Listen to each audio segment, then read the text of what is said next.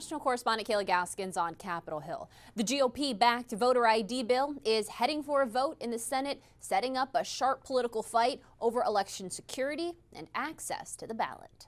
Senate Majority Leader John Thune confirming the Senate will take up the Save America Act when lawmakers return next week. Republicans say they've secured the simple majority needed to advance the bill after Maine Senator Susan Collins announced her support. They don't want voter ID because they want to cheat in elections. The legislation would require voters to show government-issued photo identification at the polls and proof of U.S. citizenship to register for federal elections. If you had voter ID, if you had proof of citizenship, they could never win an election, and they know that. But Democrats are lining up in strong opposition, warning the measure could disenfranchise millions of voters by creating barriers, particularly for married women. If y'all got married and changed your name, your birth certificate would not match your current name. Therefore, 69 million American women would no longer be eligible to vote. Republicans say the bill includes safeguards to address those concerns. You go and you can sign an affidavit that says, this is my driver's license. My name is Sarah Jones on my driver's license.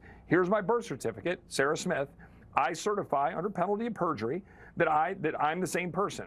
And we allow that. Senate Minority Leader Chuck Schumer calling the bill discriminatory, arguing it would hit low-income and minority voters hardest. It's like Jim Crow 2.0. They make it so hard to get any kind of voter ID. Although critics point out in 1996, Schumer argued strongly in favor of ID requirements for immigrants claiming welfare benefits. One way to prove you're a bona fide person who can have a job is to ask for a driver's license and a social security card. A Pew Research poll from August finding 83% of Americans support a photo ID requirement to vote.